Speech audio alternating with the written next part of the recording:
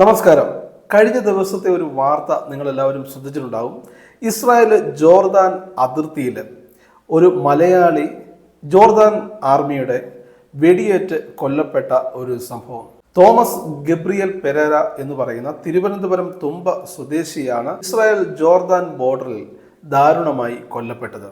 അദ്ദേഹത്തിന്റെ കൂടെ മറ്റൊരാളുണ്ടായിരുന്നു, അദ്ദേഹത്തിന്റെ അളിയനും ഒപ്പം ഉണ്ടായിരുന്നു. വെടിയേറ്റെങ്കിലും അദ്ദേഹം പിന്നീട് രക്ഷപ്പെട്ട് തിരിച്ച് നാട്ടിലേക്ക് എത്തിയിരിക്കുകയാണ്.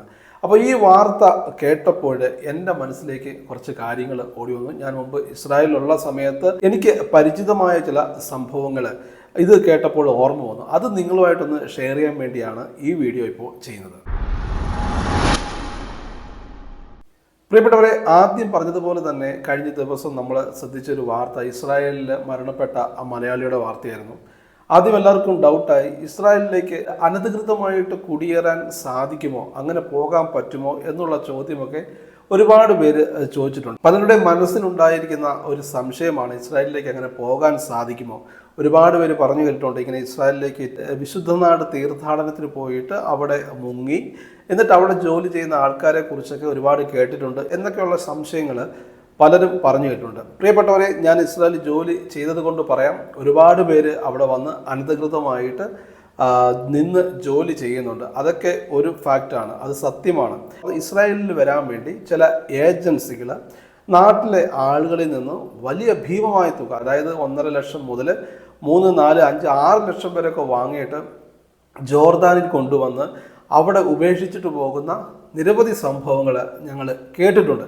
അതിൽ ഒന്ന് എൻ്റെ ഓർമ്മയിലേക്ക് വരുന്നത്, ഈ കൊറോണയ്ക്ക് ശേഷം എനിക്ക് ഒരു ദിവസം ഒരു കോള് വരികയാണ്. ജോർദാനിൽ നിന്നാണ് വിളിക്കുന്നത്. എൻ്റെ ഫേസ്ബുക്കിൽ എൻ്റെ ഫോളോവറായിട്ടുള്ള ഒരാളാണ് ജോർദാനിൽ തന്നെ വിളിച്ചത്. അപ്പോൾ അവർ എൻ്റെ അടുത്ത് പറഞ്ഞു, ഇപ്പോൾ ജോർദാനിലുണ്ട്, ഞങ്ങൾ ഇവിടെ വന്ന് പെട്ടിരിക്കുകയാണ്, ഏതാണ്ട് 28 ദിവസം മറ്റും ആയിട്ടുണ്ട്, ഒരു രക്ഷയില്ല, ഞങ്ങൾക്ക് എന്ത് ചെയ്യണമെന്ന് അറിയത്തില്ല, ഞങ്ങളെ സഹായിക്കാൻ പറ്റുമോ എന്ന് ചോദിച്ചിട്ട് ഒരാൾ എന്നെ വിളിക്കുകയുണ്ടായി.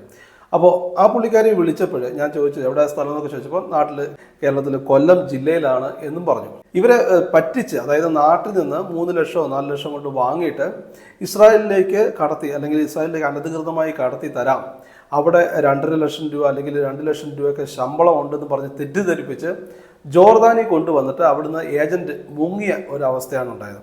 അപ്പോൾ ഈ പുള്ളിക്കാരി എന്നെ വിളിച്ച് സഹായം അഭ്യർത്ഥിച്ചു. ഞാൻ പറഞ്ഞു ഒന്നും ചെയ്യാൻ പറ്റില്ല, കാരണം ഇസ്രായേലിൽ നിന്നുകൊണ്ട് അനധികൃതമായിട്ടൊക്കെ വരുന്ന ചാടാനും അല്ലെങ്കിൽ കുടിയേറാനൊക്കെ ശ്രമിക്കുന്നവരെ സഹായിക്കുന്ന ഏർപ്പാടൊന്നും അവിടെ ഇല്ല. ഞാനൊക്കെ ഇസ്രായേലിൽ ചെല്ലുന്ന സമയത്ത് ഇങ്ങനെ ടൂറിസ്റ്റ് വിസയിലൊക്കെ വന്ന് ഇറങ്ങി അവർ ജയിലിലായ ആൾക്കാരെയൊക്കെ തിരിച്ച് അവിടെ ഇറക്കുന്ന അവസ്ഥയൊക്കെ ഉണ്ടായിട്ടുണ്ട്. വക്കീലുമാരെയൊക്കെ നിർത്തി പ്രത്യേക പൈസയൊക്കെ കൊടുത്ത് കേസൊക്കെ വാദിച്ച് അങ്ങനെ ഹ്യൂമാനിറ്റേറിയൻ പേപ്പറൊക്കെ തരപ്പെടുത്തി എടുത്ത് അവരെ ഇസ്രായേലിലേക്ക് ഇറക്കി, അങ്ങനെയൊക്കെയുള്ള സംഭവങ്ങൾ ഉണ്ടായിട്ടുണ്ട്. അതൊക്കെ വളരെ ചുരുക്കം ചില ആളുകൾക്ക് സംഭവിക്കുന്ന കാര്യങ്ങളാണ്.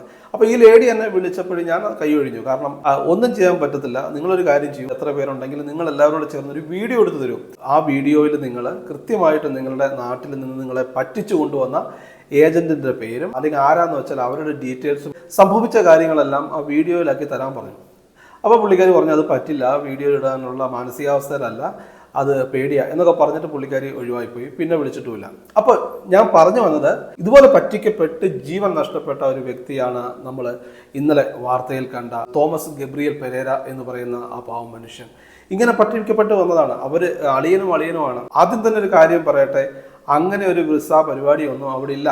ഇസ്രായേലിലേക്ക് നമുക്കറിയാം, ഇസ്രായേലിലെ അതിർത്തികൾ വളരെ ശക്തമാണ് സുരക്ഷ. പ്രത്യേകിച്ച് അറബ് കൺട്രീസാണ് ചുറ്റുമുള്ളത്. അവരുടെ സുരക്ഷയിലുണ്ടായ ഒരു പാളിച്ച കാരണമാണ് ഒക്ടോബർ 7 ആ വലിയ ഒരു ഇൻസിഡൻറ്റ് അവരുടെ ജീവിതത്തിൽ മറക്കാത്ത ഒരു മുറിവ് അവർക്കുണ്ടായത്. അതിനുശേഷം അവർ ഒരുപാട് ശക്തമാക്കിയിട്ടുണ്ട് അതിർത്തിയിലെ സുരക്ഷ. പ്രത്യേകിച്ച് Jordan, Syria, Lebanon, Gaza, Palestine, ഇസ്രായേലിലേക്ക് നടപ്പാത വഴി ബോർഡർ ക്രോസ് ചെയ്ത് വരാമെന്നൊക്കെയുള്ള കാര്യങ്ങൾ ആദ്യമായിട്ടാണ് കേൾക്കുന്നത്. അങ്ങനെ ശ്രമിച്ചു. ആ ശ്രമത്തിനിടയിൽ ജോർദാൻ പട്ടാളത്തിൻ്റെ വെടിയേറ്റാണ് അദ്ദേഹം കൊല്ലപ്പെട്ടത്.